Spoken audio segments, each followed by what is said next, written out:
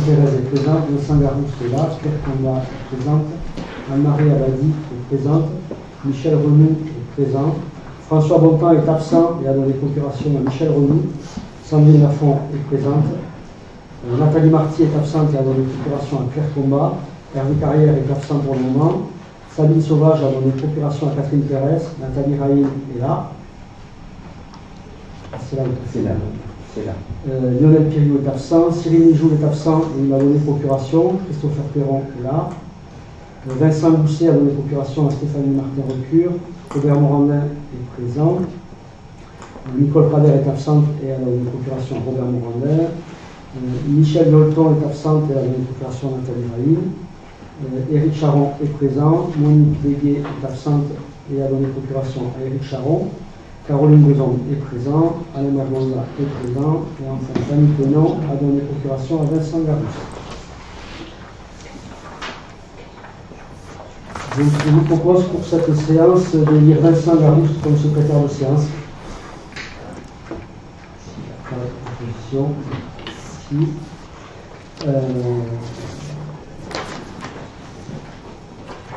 Donc un conseil un petit peu particulier avec les événements qui se sont produits hier soir. Donc, je tiens à remercier les services techniques qui se sont mobilisés depuis ce matin 7 heures pour nettoyer l'ensemble des bâtiments municipaux et pour pouvoir être opérationnel dans un certain nombre d'entre eux le plus rapidement possible. Donc le premier point, c'est l'approbation du PV du conseil municipal du 9 avril. Donc on a envoyé des questions. D'accord. Donc l'approbation du PV du 9-04. Est-ce qu'il y a une remarque particulière sur ce procès verbal? Qui est contre? Qui s'abstient? Une abstention? Comme toujours, pour la même raison, qui est que le PV est très long, il ne synthétise pas le débat. C'est un PV logique. Ok. Vous n'avez pas de programme? Non. Donc on va passer sur le point 1, sur le groupement de commandes des unités de production photovoltaïque. Michel. Ah, c'est moi. Le convention de groupement de commandes d'unités de production photovoltaïque. Le SDEG est porteur d'un programme de création d'unités de production photovoltaïque. Pour mener à bien ce programme, le SDEG propose aux communes intéressées de rejoindre un groupement de commandes. Ce groupement de commandes d'une durée de 4 ans portera aussi bien sur les études que sur la réalisation des travaux de construction d'unités de production photovoltaïque en vue de fournir de l'électricité en autoconsommation pour les bâtiments communaux.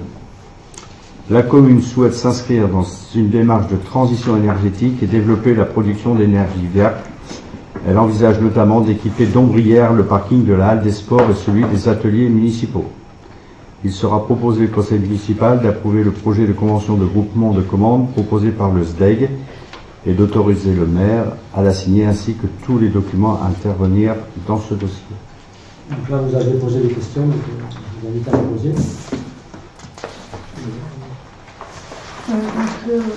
Quelles sont les économies qui sont espérées par le biais de ce groupement? Quelles sont les exigences demandées au niveau de la durée de vie des systèmes solaires, notamment des onduleurs? Les panneaux solaires en général sont de durée de vie plus longue. Est-ce que la mairie aura un droit de regard? Comment on définit les zones sur lesquelles on envisage des projets? Et comment se fait la coordination avec le SDEC sur ces choix de zones et sur quelles études on fera sur quelles zones on fera des études de faisabilité et de schéma d'implantation, enfin, comment on va travailler avec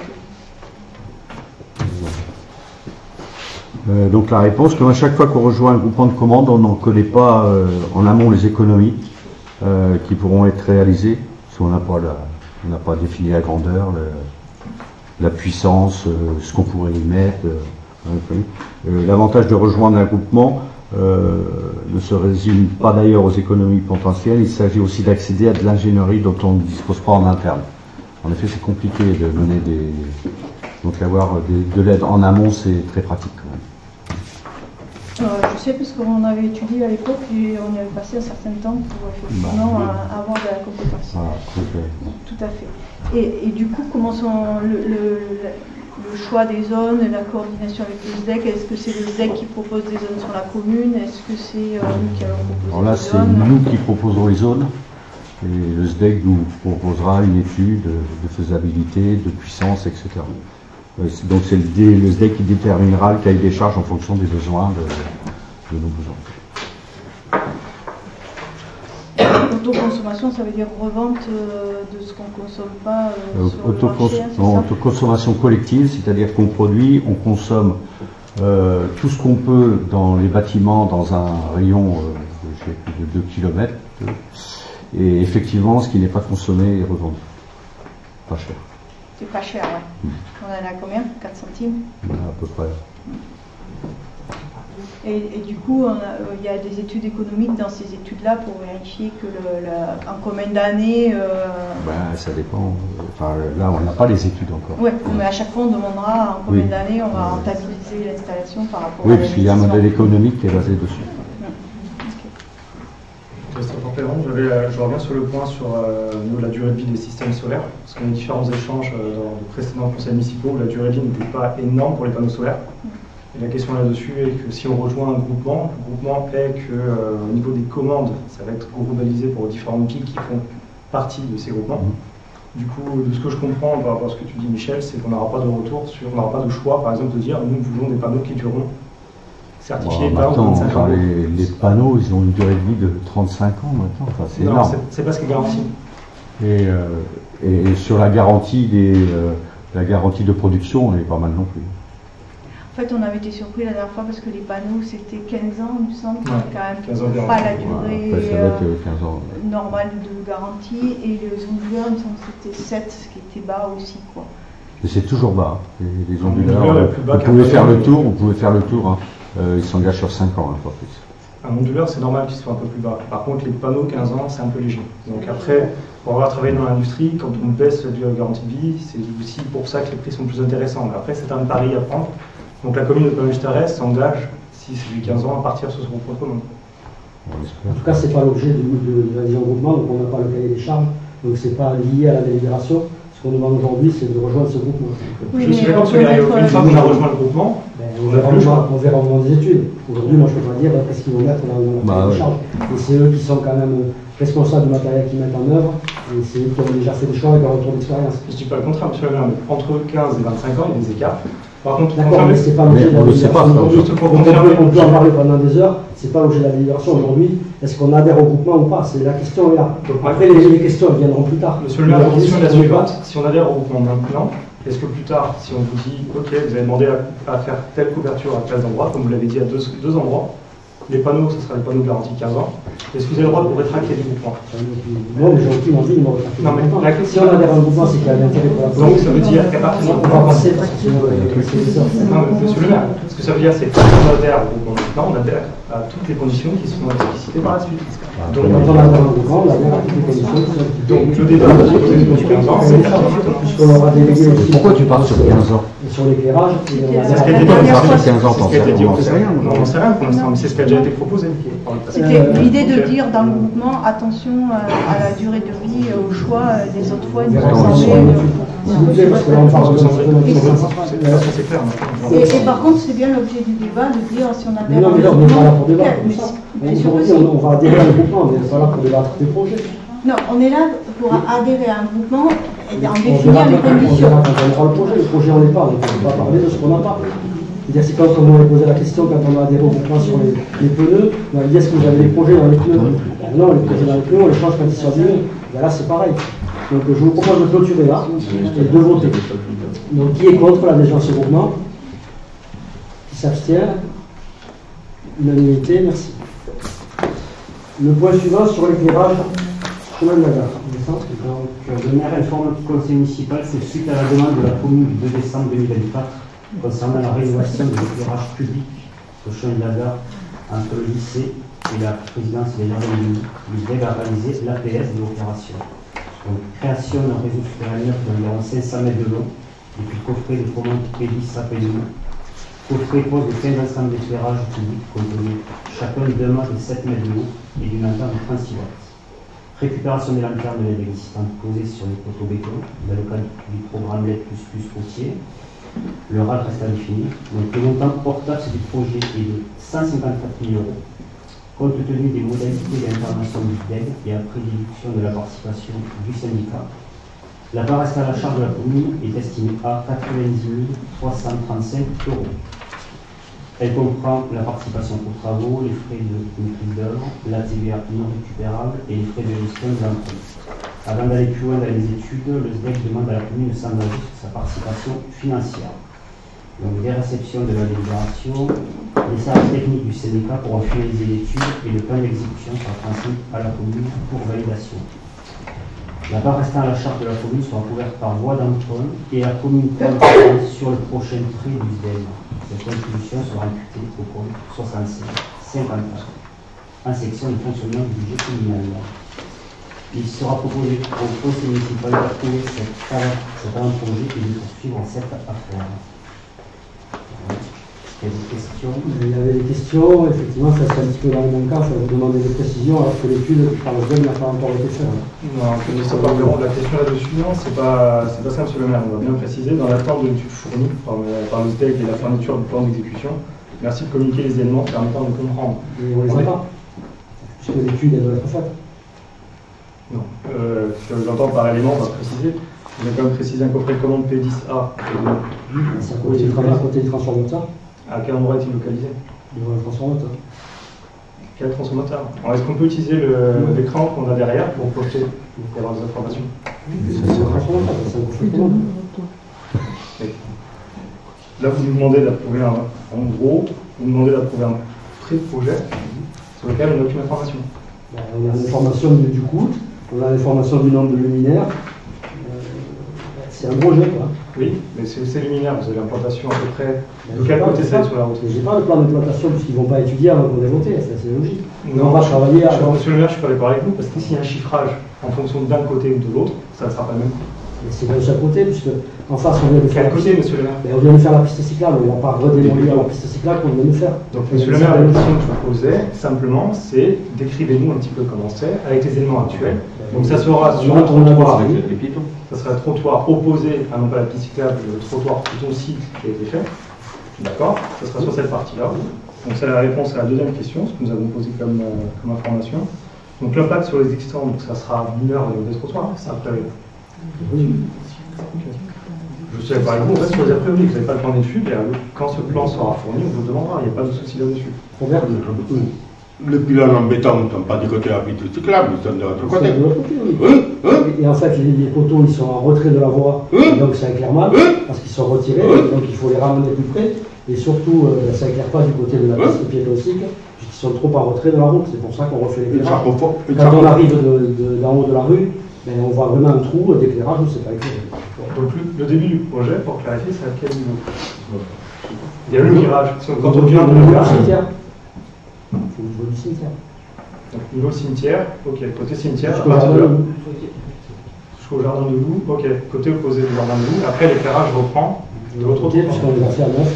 Non, mais je vous remercie, c'est simplement ces éléments-là qu'on demandait très simplement. On n'a pas demandé un plan, juste à comprendre quels étaient les tenants et les petits. Quand même, le plan existe, puisque oui. on est capable de Et puis, répondre. les Non, on n'a pas de plan, nous on a fait une demande, c'est ce qu'on a demandé. Ben, voilà. Mais c'est pas parce que sinon ça Pour nous, monsieur le maire, ça aurait été suffisant de projeter ça sur un écran. Mais on n'a rien projeté. À part dire, on vous montre le plan que vous connaissez de la rue. J'ai rien, j'ai pas d'éléments. Un gribouillage, c'est pas de gribouillage non plus. Voilà, Ok. vous ne souhaitez pas montrer. Donc je propose de voter. Qui est contre? Qui s'abstient? Merci. On n'a pas dit pour le rapport du SIAS. Donc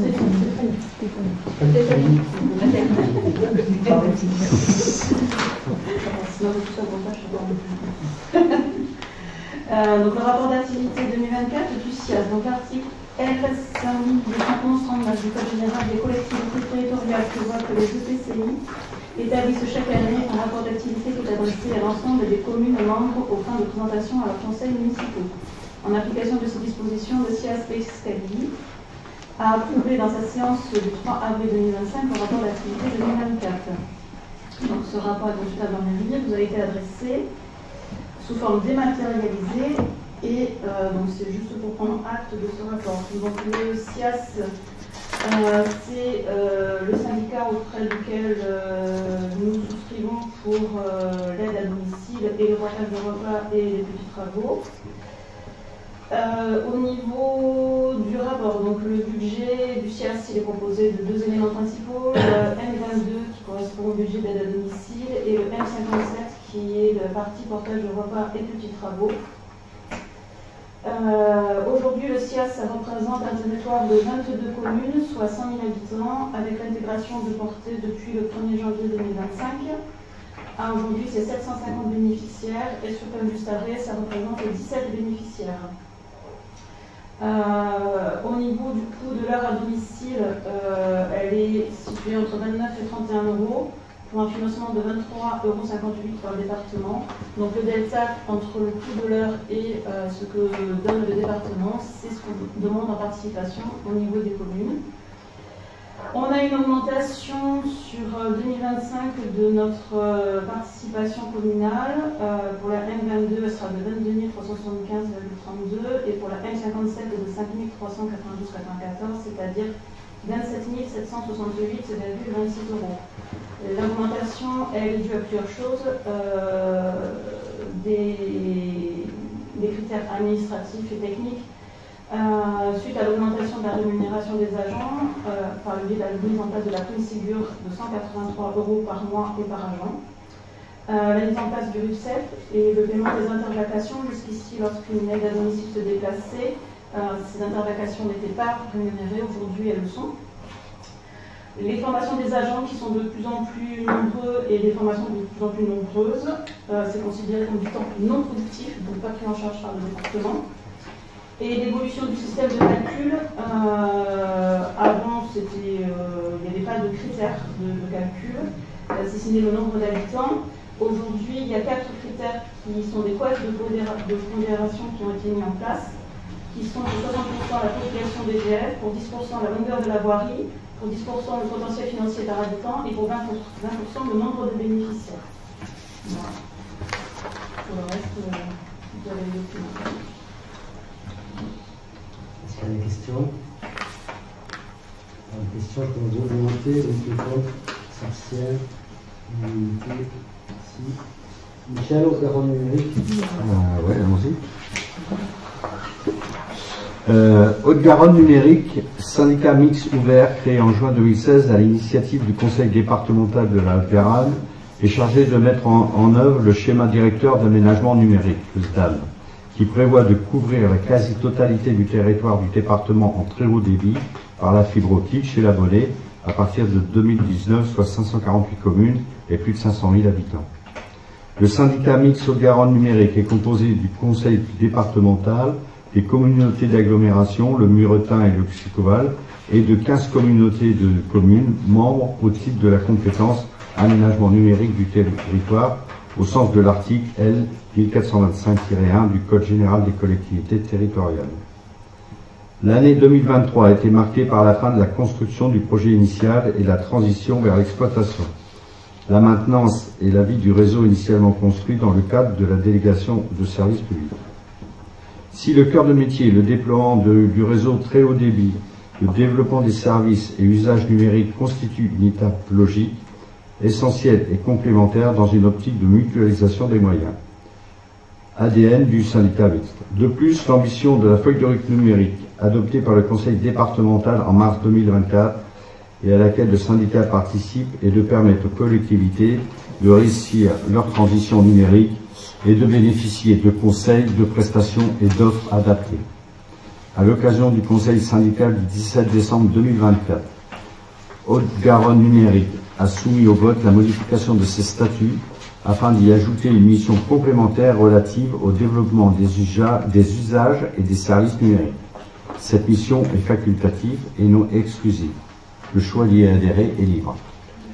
La mission SOM peut prendre plusieurs formes, à savoir des actions de mutualisation, veille, formation, accompagnement, prestation de services autour des enjeux du numérique, des actions d'ingénierie et d'accompagnement à l'élaboration de projets numériques pour les territoires, notamment sur les sujets des objets connectés, de la vidéoprotection, de la gestion des données, de l'archivage numérique et du numérique éducatif.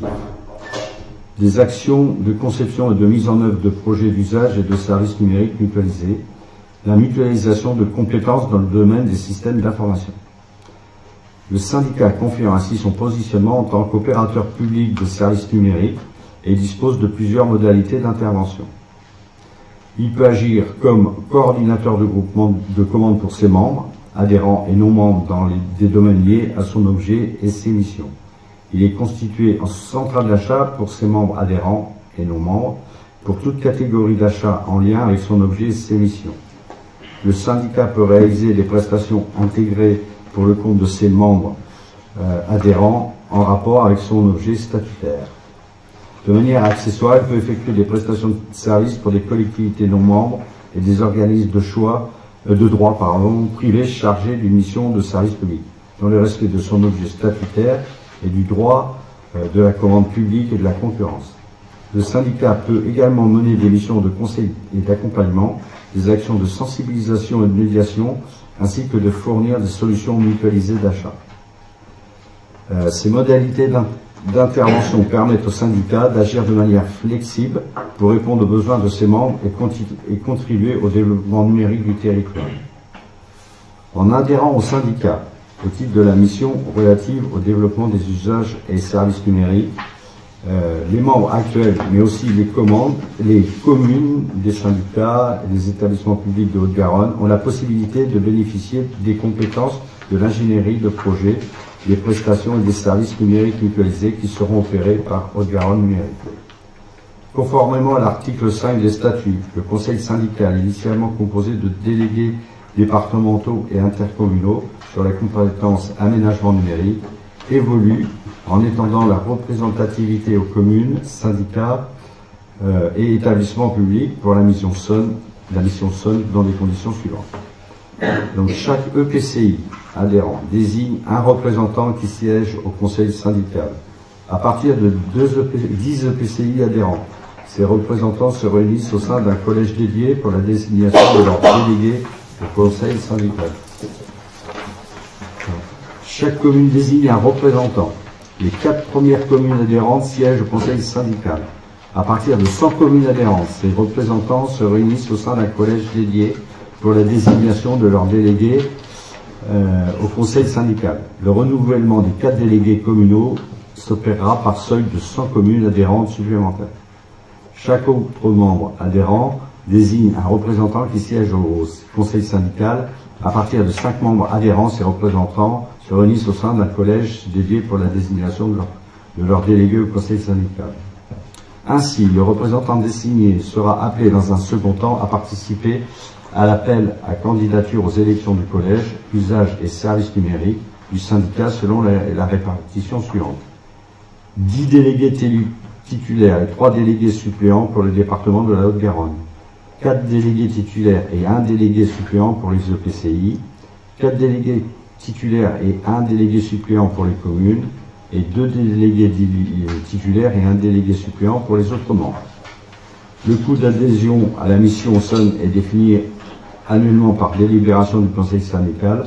À noter, cette contribution au titre de l'année 2025 est gratuite, fixée à 0 €. Compte tenu de l'intérêt pour la commune d'adhérer au syndicat mixte Haute-Garonne Numérique au titre de la mission développement des services et usages numériques, le conseil municipal est invité à adopter les statuts joints à la présente délibération et à adhérer ainsi à la structure. Vous avez des questions? Christophe Ferrand, les questions qu'on se posait, la première c'était quelles sont les attentes et les projets de la commune qui n'est pas juste arrêt entrant dans le cadre de son adhésion à la mission services et usages numériques de Haute-Garonne Numérique. Alors, les motivations pour adhérer à la institution est exposée dans la présentation de la délibération, notamment l'accès à la centrale d'achat, pouvoir bénéficier d'offres de raccordement et accéder à des accompagnements spécifiques. Notamment si on a besoin de renouveler des ordinateurs, etc. C'est intéressant. Concernant les attentes et le projet, il n'y a pas de projet spécifique Pas pour l'instant. Pour parler d'ordinateur, c'est pour la commune, c'est pas pour les, pas le projet d'électronisme ou d'autres. Non, pour la commune. Ce cadre-là, c'est pas pour la population, c'est vraiment dans un intérêt vraiment communal. Communal. Ok. D'autres questions. Apparemment, un élu devrait être désigné par la commune, si on a bien compris le texte. Est-ce que c'est déjà le cas et qui serait désigné pour cet usage? Donc c'est moi-même. Ok. Merci. Excuse-moi Michel, j'ai pas compris. En fait, c'est que pour acheter du matériel informatique pour la commune, enfin, notre objectif, parce que là ce qui est décrit, c'est ce que va faire ce groupement, enfin l'évolution de ce que fait le Haute-Garonne numérique, l'édition. Et nous, c'est pour l'intérêt d'adhérer, c'est groupement d'achat informatique. Pas que, hein, il y a de l'ingénierie, on peut bénéficier de plein d'aides que pourra nous apporter Haute-Garonne numérique, et dont nous n'avons pas les compétences en interne. Hein. Pour des choix d'équipement pour la mairie, par exemple, il y a tout, hein, les projets peut-être téléphoniques, il y a du cloud, il y a plein de... c'est très ouvert. Pour la commune. Pour la commune, oui, je répète, oui, pour la commune. Ok, donc c'est tout type de support d'ingénierie et pas forcément d'achat défensif pour la commune. Et pour la population, du coup, par exemple, la culturation numérique, ça c'est pas quelque chose qui est inclus dans le Haute-Garonne numérique. S'il y a d'autres questions, je vais mettre voix. Donc on a une personne qui prend par robot, Cyril Bijou, qui travaille dans Haute-Garonne numérique. Notre majorité qui est contre, qui s'abstient. Merci. Pardon, j'ai oublié une question.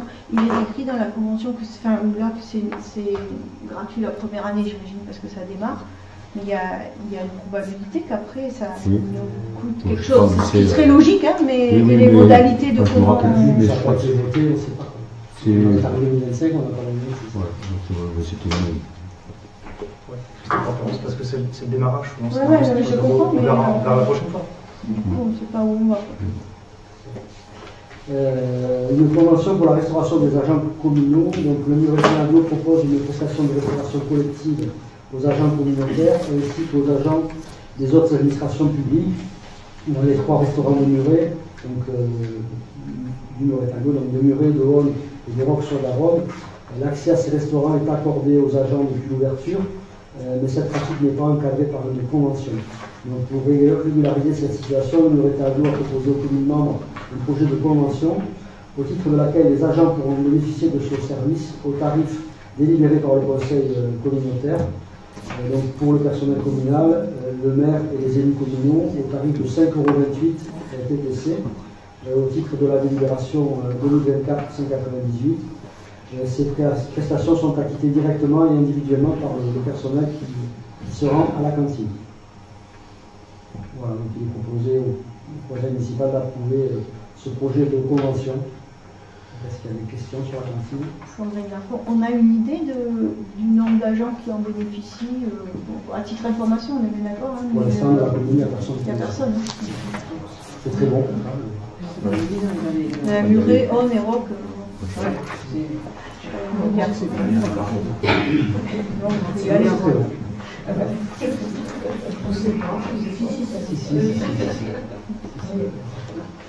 Donc je propose de voter, donc qui est contre, qui s'abstient. Merci. Taxi sur les subventions exceptionnelles. Les subventions de fonctionnement courant aux associations sont attribuées dans le cadre du budget. Les subventions exceptionnelles non prévues par le budget doivent faire l'objet d'une délibération particulière. Le Souvenir français, cette association fondée en 1887 qui a pour but la préservation de la mémoire de tous les combattants français, l'entretien des tombes abandonnées de soldats et la participation à différentes commémorations dans les communes et qui est présente lors des cérémonies et offre chaque fois une œuvre. L'équipe de foot de l'UNSS Collège qui a atteint le niveau des championnats régionaux et ce qui implique des déplacements supplémentaires. Donc pour information, l'UNSS Collège a aussi sollicité les communes qui dépendent de ce collège, c'est-à-dire Roquette, Saubins et Village, je pense, et Laurence, etc. Le PJVTT, c'est-à-dire tennis de table, a une équipe sélectionnée pour les championnats de France à Lille, Saint-Quentin, ce qui implique des placements supplémentaires. Les associations ont donc demandé à la commune des subventions exceptionnelles. PJVTT 300 €, l'UNSS, Association sportive du collège 200, le Souvenir français 300. Il sera donc proposé au conseil municipal de décider l'attribution de ces subventions exceptionnelles 2025 ci-dessus. Du coup, le Souvenir français, je comprends qu'ils ont toujours été là, c'est écrit. En quoi c'est exceptionnel? Pourquoi on n'a pas une convention avec eux? C'est la première année en fait qu'ils nous sollicitent. Donc voilà, on a d'habitude, on donne une subvention de fonctionnement à la FNACA, qui est présente sur la commune. Mais le Souvenir français, c'est la première année qu'on a cette sollicitation. Donc l'idée c'est quoi? C'est d'avoir une convention avec eux C'est-à-dire une convention chaque année, enfin une adhésion, comment ça se passe? À voir s'ils remplissent le dossier de demande de subvention au même titre que les associations de la commune. Par exemple, l'UNSS, on donne une subvention, mais ils ne remplissent pas chaque année un dossier de demande de subvention, parce que là, c'est lié à leur déplacement. Oui, mais là, c'est exceptionnel, c'est clair. Mais sur le premier, on a l'impression que ça va être chronique, ou alors on se dit, on fait ça pour voir, et puis on verra... tu vois. On fait ça pour voir, non. Ça nous paraît cohérent. Ils sont présents à chaque cérémonie. Ils ont aussi aidé un peu pour la restauration du monument qui est donc fleuri un peu plus abondamment. Voilà, donc c'est peut-être, oui, l'année prochaine, il y aura effectivement une autre subvention. À ce moment-là, on peut le mettre au budget de l'année prochaine. Oui, mais c'est ça la philo, c'est de dire là, cette année, pas 2026. Non, mais oui, je cherche à savoir en quoi c'est exceptionnel, en quoi c'est chronique. Parce que c'est la première fois. Oui, voilà. L'idée, c'est éventuellement de faire tous les ans la même chose et de le mettre aux décisions du budget. Oui, mais il faut faire de toute façon. Là, la demande, en fait, on l'a reçue après, parce que les dossiers de demande de subvention sont rendus le 31 décembre 2024. Donc voilà, quand ça dépasse la date, on est dans le cadre exceptionnel. Je propose de mettre aux voix. Qui est contre? Qui s'abstient? Unanimité. Merci. Michel, l'avis sur le ligne de Machfer. Oui. Donc le projet d'installation, de maturation et d'élaboration de Machfer, porté par le syndicat mixte d'Écossette, se situe au nord de la commune de Muret. Par courrier électronique du 15 avril 2025, la préfecture de Haute-Garonne a sollicité l'avis de 6 communes, Frouzins, Seyss, Sauvins, Saint-Just-Arrêt, Roquette et Roques, situées dans le périmètre d'un rayon de 3 km autour de la future installation. En application de l'article R181-18 du Code de l'environnement, les communes disposent d'un délai de 2 mois pour faire part de leur avis. À défaut, celui-ci sera réputé non rendu. La consultation publique parallélisée définie à l'article L181-10-1 du Code de l'environnement, prévu par la loi du 23 octobre 2023 relative à l'industrie verte, s'applique à cette installation. L'arrêté préfectoral du 18 mars 2025 a fixé les conditions de déroulement de cette consultation. La consultation publique se déroule actuellement sur ce projet depuis le 15 avril 2025 à 9 h et se terminera le 16 juillet 2025 à 17 h. L'IME a pour objectif de valoriser les Machfer produits par l'unité de valorisation énergétique de Toulouse-Mirail. Le traitement reposera sur plusieurs opérations successives de maturation, déferraillage, criblage, concassage et séparation des métaux ferreux et non ferreux. Les Machfer valorisés seront utilisés comme graves en technique routière. Le conseil municipal est appelé à donner un avis sur la création de cet équipement. Une question? Oui, donc sur l'étude, sur l'analyse de l'étude d'impact par le MRAE. En fait, ils ne sont pas tout à fait d'accord sur les conclusions, notamment sur l'impact du projet sur les eaux souterraines. Or, on dépend aujourd'hui de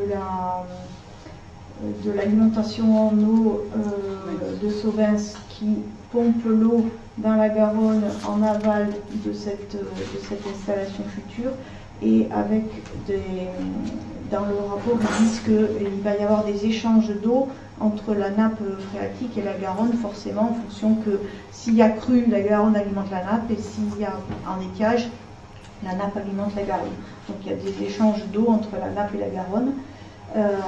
Or, ils disent que l'étude de savoir, à la fois pendant les travaux et surtout en phase opérationnelle, est-ce qu'il peut y avoir de la lixiviation au niveau de la zone d'infiltration et donc pollution de la nappe.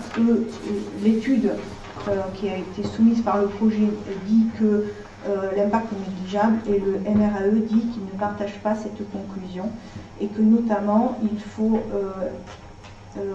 analyser plus et faire un plan de gestion, mettre en place des mesures limitant la lixiviation potentielle dans les zones d'infiltration des eaux, puisque ça va jouer sur notre eau potable potentiellement selon les licences des eaux et des communications. Je ne connais pas grand-chose au sujet, mais c'est notre amie Marty qui, elle, connaît bien le sujet et qui a lu l'étude. Je précise. La MRAE a émis un avis, effectivement, qui n'est pas un avis défavorable, qui simplement des recommandations. Ni favorable ni défavorable, puisque ce n'est pas leur rôle. Donc c'est ni favorable ni défavorable. Ce que je sais du projet, c'est que c'est un projet vertueux, puisque c'est Suez, c'est un nouveau. Et il n'y aura pas du tout de rejet dans la nappe, qui prévoit d'avoir un bassin étanche, puisqu'effectivement ces mâches fer, dans la phase de maturation, ils sont arrosés, ils récupèrent l'eau, dont ils vont se resservir pour arroser. Donc il n'y aura pas du tout d'échange avec les nappes phréatiques. Néanmoins, ce n'est pas sur notre commune. Donc on est amené en tant que commune dans la zone autour, je pense qu'ils ont pris un périmètre de 7 ou 8 km autour de l'usine, à émettre un avis. Nous, ce qu'on propose, c'est de mettre un avis favorable, en demandant par contre que les avis des personnes qui ont été consultées, notamment la MRAE, soient pris en compte. Et donc on dit qu'on ne s'oppose pas au projet. Et effectivement, les études complémentaires, elles me paraissent nécessaires pour pouvoir arriver à quelque chose qui soit consensuel. Après, c'est un projet vertueux, parce qu'aujourd'hui, les cendres, on ne sait pas ce qu'on en fait, parce que c'est une usine du Mirail. Là, ils proposent quand même de pouvoir les retraiter sur place. Il faut savoir que l'usine du Mirail va être démolie et reconstruite, avec des capacités de production plus importantes. Et transporter des scories, enfin des cendres très loin, ça coûte cher. Donc l'intérêt, c'est de pouvoir les retraiter sur Mouret. Et puis l'intérêt qu'on a aussi, c'est que ça va être réutilisé dans la voirie. Donc effectivement, à chaque fois qu'il y a des routes, on a besoin d'avoir des supports suffisamment stables et on aura sans doute un intérêt financier par rapport à la proximité, sans dire qu'on a un tarif plus favorable, mais de dire que quand il y a moins de transport, chaque fois qu'on fera une route, on aura un intérêt à avoir cette usine à proximité d'une repère d'agglomération. Voilà ce qu'on peut en dire. Après, bien évidemment, dans la mesure où nous sommes tous responsables des déchets qu'on produit, c'est quand même bien qu'il y ait un retraitement vertueux de ce qui va se faire au niveau de cette nouvelle usine, et c'est pour ça aussi qu'on ne met pas un avis défavorable. Non, mais l'intérêt de l'usine, on le partage, il est clair. Par contre, si on donne un accord aujourd'hui en disant oui, finissez les études d'impact en fonction des recommandations, on est sûr qu'ils ne le feront pas. Si, parce que nous, on va prendre un avis, et si l'avis sera conforme, puisque la délibération devra être prise aussi au niveau du Moret-Talano, plus des communes. Et les communes, on est tous d'accord pour dire qu'il faut continuer les études avant d'avancer sur le projet. En plus, il y a quand même une étude, une consultation publique qui est faite, et puis effectivement, ce n'est pas un avis négatif. Non, ce n'est pas un avis ni positif ni négatif, puisque ce n'est pas... Ce sont des recommandations. Non, Philippe, c'est important le mot. Ils ne sont pas habilités à donner un avis ni favorable ni défavorable. Donc, effectivement, ils ne donnent pas un avis défavorable, mais ils ne donnent pas non plus un avis favorable ni l'un ni l'autre, puisque ce n'est pas leur mission. Donc, il ne dit pas qu'ils n'ont pas donné un avis défavorable, ils n'ont donné aucun avis. Ils ont donné des recommandations. Voilà, ils disent l'avis sur l'étude d'impact, et non pas sur le projet, parce que ce n'est pas leur objet. Donc effectivement, ils ne donnent pas l'avis sur le projet. Par contre, sur l'étude d'impact, ils disent qu'ils ne sont pas d'accord avec les conclusions. Ils recommandent. L'avis qu'on propose de prendre, c'est un avis favorable sous réserve de la prise en compte des différents organismes qui ont été amenés à se prononcer sur le sujet. Et notamment MRAE sur les risques sur notre eau potable. Mais l'eau potable, c'est pas le sujet. Dans le projet, il n'y a pas du tout. S'il y a des infiltrations dans le projet qu'ils ont fait, ils récupèrent les eaux et la Garonne est très loin de ce projet. Non, mais la Garonne est très loin de ce projet. Non, il y a des échanges, c'est écrit noir sur blanc. Il n'y a pas d'échange. Ces échanges nappe-rivière rendent la Garonne vulnérable à une pollution de la nappe. C'est parce qu'ils ont dit ça que le projet, je l'ai vu, il n'y a pas d'échange. Non, c'est ce que dit le projet, ce que dit le MRAE, c'est qu'il y en a. Mais il n'y en a pas. Mais alors, donc toi, le projet, tu as un avis personnel sur le Non, projet. je n'ai pas d'avis personnel. Donc si le MRAE dit qu'il y en a. Le projet nous a été présenté et il n'y a pas d'échange. Non, c'est ce qu'ils disent. Et le MRAE dit qu'il ne partage pas cette conclusion, il y a des échanges. En tout cas, nous, on va prendre un avis, donc il faut qu'on le prenne. Christopher Perronche, on va revenir un petit peu sur la remarque que tu disais sur le mâche-fer. Le mâche-fer, on l'intègre dans les bitumes et dans les sous-bassements de route, parce qu'il faut bien s'en débarrasser. Et ce n'est ni plus ni moins qu'une façon, entre guillemets, de l'éliminer. Oui, mais c'est une façon la moins géante c'est possible. quand même une valorisation de déchets. C'est une valorisation des déchets et qui entraîne aussi une pollution non négligeable. Voilà. Il faut le savoir. On ne peut pas dire que la première pollution, c'est les déchets qu'on produit nous qui vont être brûlés à l'usine. Je suis d'accord sur le maire. Mais après, ne dites pas que le mâche-fer, c'est quelque chose de vertueux quand on est dans le bitume. Non. C'est mieux que ces déchets dans la nature. On ne parle pas de la nature, on parle de faire une usine de traitement qui permet de faire l'ensemble. Par contre, je reviens un peu sur le point. Il y a une contradiction entre ce que dit le MRAE et les éléments que vous apportez. On n'a pas eu ces éléments-là ne permettant de vraiment comprendre l'ensemble. Je vois votre vision de dire favorable, mais sous couvert d'eux. Moi, je vais plutôt dire défavorable. On va voter. Donc, je propose de prendre un avis favorable avec réserve, à condition de suivre les recommandations qui ont été faites. Donc, qui est pour? Est-ce qu'on peut préciser dans les conditions, et spécifiquement sur le problème de la pollution d'un arbre phréatique? C'est ce qui est marqué dans le document, monsieur le maire. Oui, mais nous, on ne prend pas cet avis-là, on dit de suivre les recommandations, parce que ce n'est pas les seuls à avoir fait des recommandations. Il y a d'autres organismes qui ont été consultés, et dans la délibération, on encadre tous les organismes qui ont mis des recommandations. Et pourquoi on n'a pas les autres recommandations là? Parce qu'on a ce qu'on nous a fourni. Et nous, on n'a pas les éléments suffisants pour pouvoir se décider, monsieur le maire. On se positionne simplement sur le maire. Non, le vote. Monsieur le maire, vous avez donné des documents. On se positionne aujourd'hui avec reconnaissance de cause. Ce document, c'est les documents qu'on a. Donc ce document doit être pris en compte. Il n'y a plus le MRAE qui stipule l'ensemble. Oui, on a l'avis de la SNCF, on a la. C'est tout. Et le SDIS. Et vous avez reçu? Qu'est-ce qu'ils disent? Ils sont marqués, le SDIS, ils disent rien, ils disent qu'ils sont favorables au projet. Et la SNCF est favorable au projet. Non, la SNCF, ils demandent des compléments d'information. Donc on en revient au vote. Donc est-ce qu'on peut dire qu'au prochain conseil municipal, on aura le résultat On aura le vote des communes autour, on aura le vote de l'agglo, mais le projet ne va pas être terminé encore, puisque la consultation se termine le 16 juillet. Bien évidemment, le projet ne va pas se faire de suite. Un projet comme ça, déjà l'usine n'est pas encore démolie, donc ça va prendre un petit peu de temps. Donc on n'aura pas d'autres éléments. Donc est-ce qu'on demande à ce qu'il y ait une réponse sur les recommandations faites aujourd'hui par les organismes qui ont été consultés? Parce que qu'est-ce que tu as dit comme formulation sous réserve? La prise en compte des modalités favorable sur le projet de création d'investigation des déchets, sous réserve de la bonne prise en compte des diverses recommandations formulées par les différentes instances qui se sont prononcées sur le sujet. Donc le maire fait partie. Mais on ne peut pas s'opposer en tant que commune relativement lointaine à un projet qui est amélioré. Mais qui est sur notre eau potable. Mais non, on n'est pas sur l'eau potable. On en vient au vote. Donc, qui est contre? 4. Qui s'abstient? Pour la formulation et l'absence de clarté. Ok. Le point suivant, c'est sur l'organisation du temps de travail des agents communaux et sur la fixation des rythmes de travail. Donc là, des déclarations très longues, donc je préfère en faire un petit résumé. La commune avait déjà délibéré et appliqué les 35 heures depuis 2001 et le jour de son élection depuis 2009. Une mise à jour de ces délibérations antérieures est nécessaire. La loi du 3 janvier 2001 a rendu obligatoire la durée légale de travail des agents communaux à 35 heures hebdomadaires, soit 1607 heures par an, pour un agent à temps complet. Jusqu'en 2019, certaines collectivités pouvaient maintenir des régimes plus favorables. Toutefois, la loi du 6 août 2019 impose à toutes les collectivités de se conformer à cette durée annuelle à partir du 1er janvier 2022.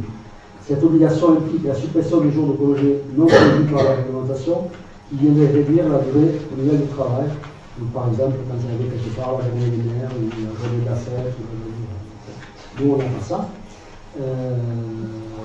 La collectivité doit définir un cadre clair d'organisation du temps de travail, respectant les limites réglementaires, donc 10 heures de travail par jour maximum, sur une amplitude maximale de 12 heures, avec une pause obligatoire de 6 heures consécutives, un repos journalier de 11 heures et une durée hebdomadaire de 35 heures.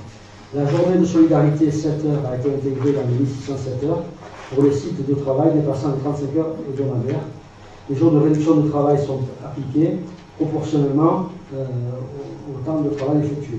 Les agents à temps partiel bénéficient de jours de RTT proratisés, mais ce n'est pas le cas pour les agents non à temps complet. La préfecture demande de mettre à jour et de préciser les délibérations antérieures à 2001 et à 2009, ce qui sera soumis au vote. Donc pour la commune, il n'y a aucun changement depuis 2001, donc on toujours les 35 heures. Donc simplement, il nous demande de valider le fait que cette réglementation est bien appliquée. Donc dans les questions que vous avez posées, il n'y a aucun changement pour aucun agent, et il n'y a aucun agent qui est impacté. Merci pour la précision. En gros, c'est une reformulation des différentes déclarations pour mettre à jour tout l'ensemble. Ok, à la première lecture, c'était pas très clair. La déclaration est longue, c'est ce que je vais le résumer parce que c'est un petit peu complexe. Donc, je vous propose de voter, donc qui est contre, qui s'abstient. Merci. Donc, on arrive sur le compte rendu de décision. Donc, on a deux décisions qui concernent l'Uniplan et le City-One. Donc ce sont des délibérations qui viennent renouveler le contrat que l'on a avec l'Uniplan, puisqu'aujourd'hui on a 3 bornes lumineuses et ils ont sorti un nouveau logiciel qui permet de les mettre à jour les 3 en même temps. Donc on prend ce logiciel qui va nous permettre une mise à jour plus rapide. Il y avait une autre question concernant la borne. Est-ce que ça inclut des fonctionnalités complètes pour le signalement? Oui. L'appui signalement, j'y viens, elle était déjà dans l'application City Hall de départ et on n'avait pas voulu la mettre parce que c'était compliqué de suivre. Mais néanmoins, les gens ils la détournent puisque dans les autres bornes, il y a Félicité, participer. Ils ne se gênent pas pour dire effectivement. Mais pour autant, vous ne prenez pas en compte? Si, on répond à tout le monde. Et on a demandé depuis quelque temps à rajouter le signalement, donc ils doivent le faire, mais ils n'ont toujours pas fait. Mais bon, ça ne changera rien, ça n'a rien à voir avec ce contrat. Non, mais pour revenir sur le signalement, c'est vrai que ça c'est comme quelque chose d'intéressant, ne serait-ce que pour localiser vos squats. On l'a demandé depuis longtemps. On attend qu'il vienne. Normalement, c'est converti rapidement. C'est pas grave. Et pour information, à peu près des signalements sous forme détournée actuelle, il y en a. C'est peu parce que les gens ont l'habitude d'appeler au standard, on a envoyé un mail. Donc ensuite, on a un contrat de maintenance sur le génie climatique. On a demandé une subvention au département pour l'acquisition de bancs supplémentaires pour le domaine public. On a cédé des droits pour le spectacle à Compagnie Rouge des Anges. On a attribué le marché de l'aménagement des locaux provisoires de la gendarmerie. Donc là, vous avez posé une question, il n'y a pas de démolition sociale, puisque la gendarmerie, elle se fait dans les locaux intérieurs qui existaient déjà, donc dans les anciens ateliers, donc il n'y a pas de démolition pour le moment. Une décision de demande complémentaire pour le réaménagement du parc de la mairie. Et enfin, un contrat d'avenant, pour le contrat de maîtrise d'œuvre du réaménagement de du parc de la mairie. Sur le droit de préemption, donc purge des droits, donc c'est essentiellement des maisons individuelles qui ont été vendues et un terrain nu à Malamine, sur lequel il n'y a pas de préemption. Excuse-moi, du coup, avec les décisions récentes sur le parc d'aménagement de la mairie, on en est à quel budget au final? Le budget, c'est ce qu'on a annoncé, c'est 100 000 €. On attend la confirmation des subventions pour l'instant. D'accord, tu disais qu'il y avait eu des modifs, là, j'ai mal compris, une étude complémentaire. Elle était déjà prévue, l'étude. Ah, d'accord. Elle était déjà prévue l'an dernier. On a mis le budget cette année.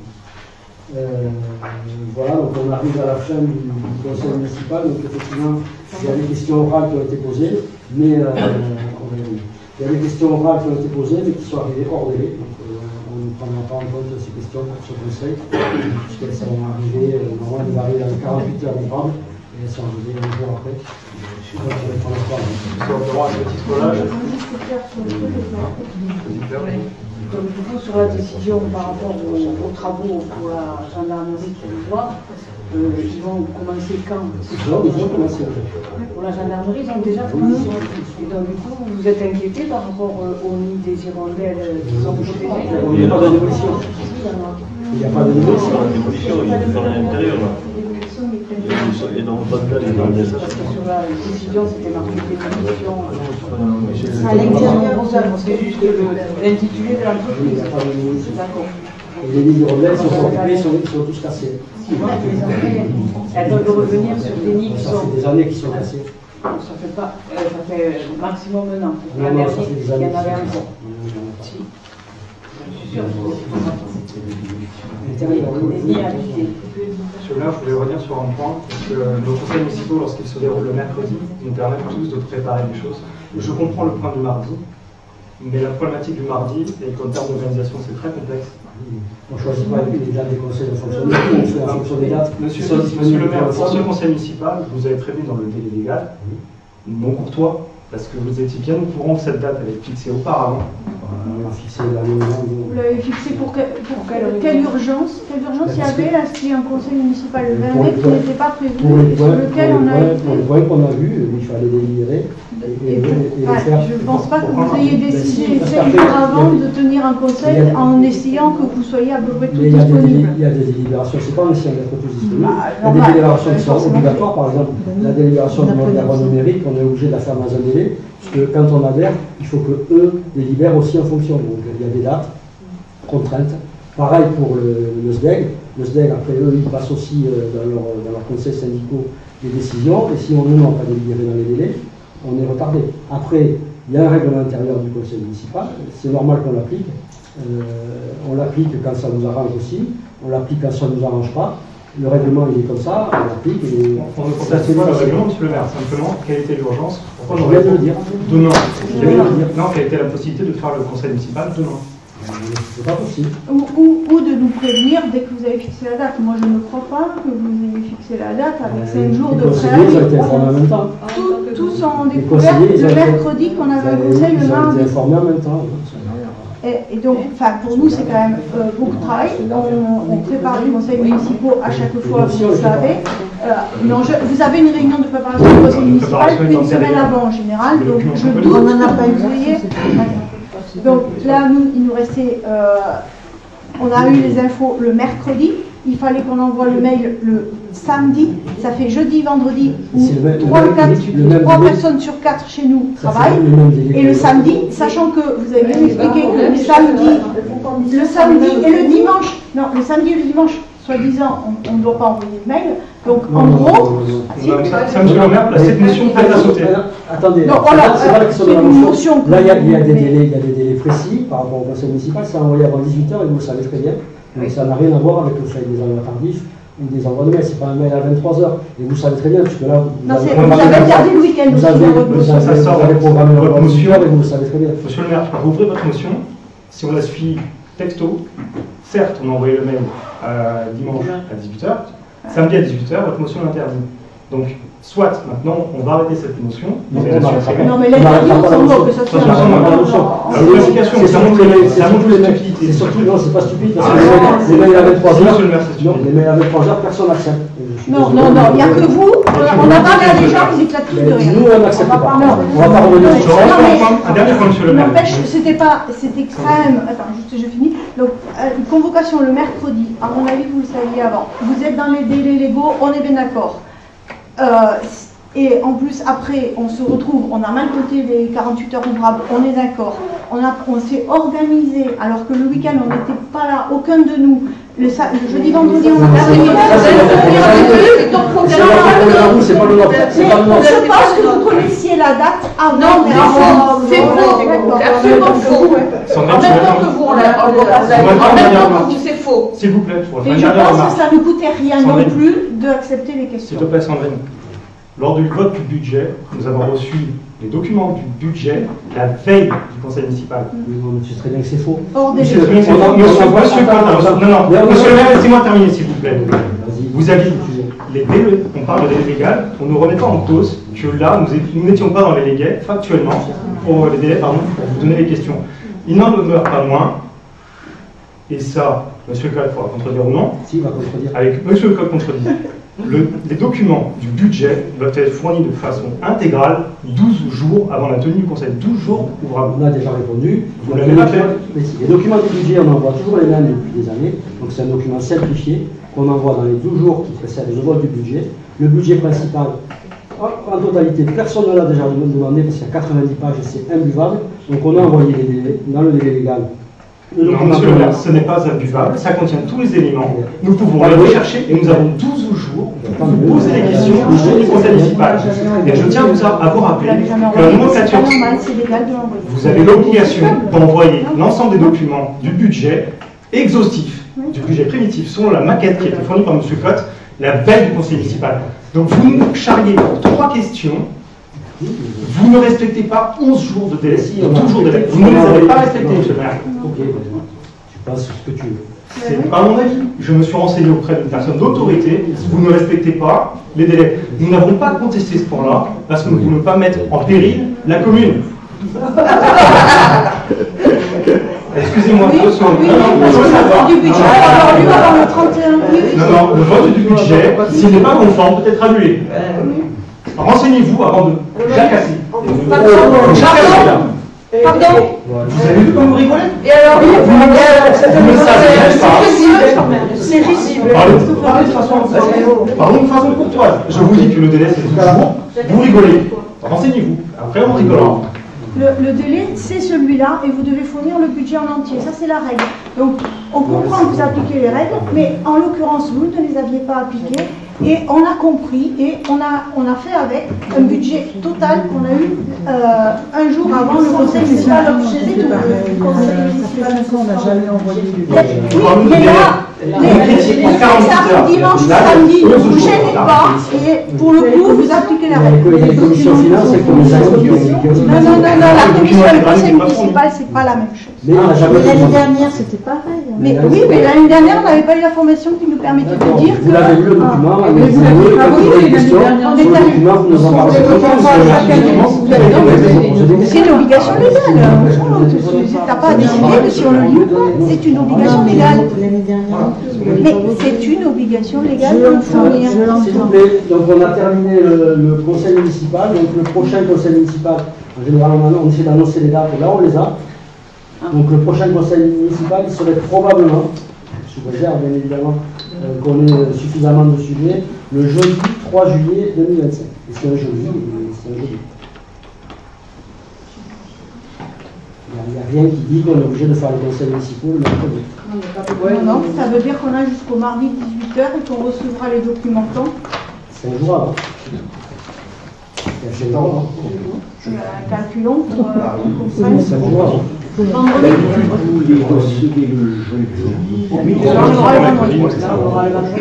Logiquement, vendredi. C'est parfait. Il est 19h, donc je vous propose de clôturer la séance. Merci à tous. Merci.